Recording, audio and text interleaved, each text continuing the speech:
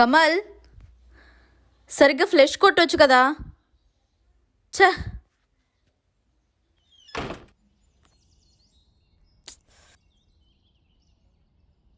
Sir అది try చేస్తున్నాం sir. Sir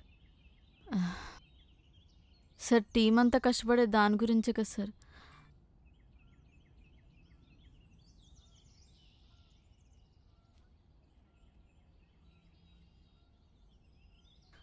hello, ఏంటి వాడు నన్ను ఒక్కదాన్నే తిడతాడు?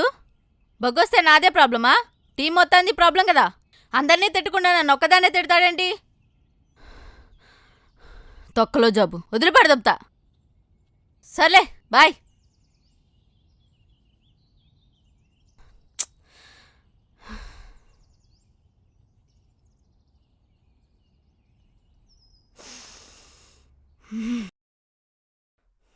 హలో,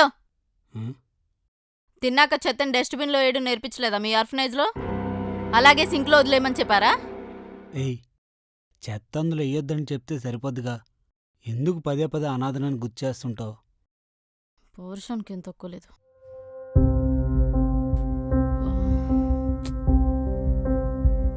ఓయ్,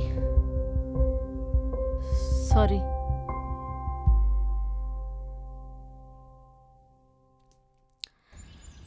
రెండంతా కట్టేసాం, ఇంకా మిగిలిన సామాన్లు గట్ట తెచ్చుకుందాం. సర్లే, అన్ని చూద్దాం. చూడరా. ఇంకా ఏ పిల్ల, వస్తావా? బండి మీద దింపుతా. ఏమన్నావురా? అదే కాళ్ళ నొప్పులు అంటున్నావుగా. డ్రాప్ చేస్తావా? ఊరుకో. నువ్వు ఎందుకు ఏయ్, భయ్యా గొడవలు? డ్రాప్ చేస్తావా? ప్లీజ్ భయ్యా. ఏంట్రా? ఏంటి? వద్దు భయ్యా, ఏంటి? గొడవలు వద్దు. హ? గొడవలు వద్దు. చెప్పు తెగిపోద్ది నా కొడక నువ్వు ఇట్లా? కొట్టానంటే. ఏంట్రా వాగుతున్నావు? మాట్లాడుతున్నాం కదా. ఏమనుకుంటున్నావు? రా, పద. ఉండి పద, పగిలిపోద్ది నా మనకెందుకు? కొడక.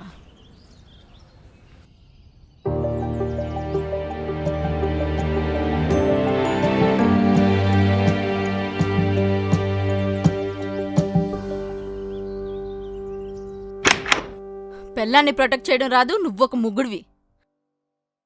నీలాంటి ఓడి కోసం ఇంట్లో వాళ్ళందరినీ ఎదిరించి పెళ్లి చేసుకున్నాను చూడు, నేనొక సన్నాసిదాన్ని. ఏయ్, ఏం మాట్లాడుతున్నావు? ఊరికే గొడవలు ఎందుకు? నేనే ఆ గొడవకు దిగింది. వాళ్ళు ఏది పడితే అది కామెంట్ చేస్తుంటే సైలెంట్గా ఊరుకుని వచ్చామంటావా? అది కాదు శృతి.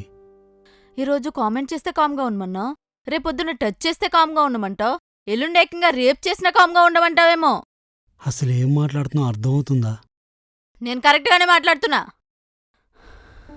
ఓ తల్లి చెల్లి ఉన్నోడికైతే ఓ ఆడదాన్ని ఎలా ప్రొటెక్ట్ చేయాలో అర్థమవుతుంది. నీకేం అర్థమవుతుంది రే? డబ్బాలు పట్టుకుని రోడ్డు మీద చిల్లర దండుతుంటే మంచోడు అనుకున్నా. ఓ మొగుడిగా సరిపోతావో లేదో తెలుసుకోలేకపోయా. You're unfit unfit as a husband Kamal. ఛే!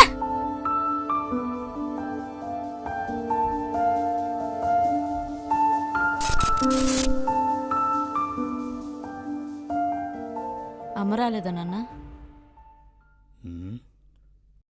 కూతురు అల్లుడితో సుఖంగా ఉంటే చూడ్డానికొచ్చేది. విడిపోతామంటే చూడ్డానికి రమ్మంటావా?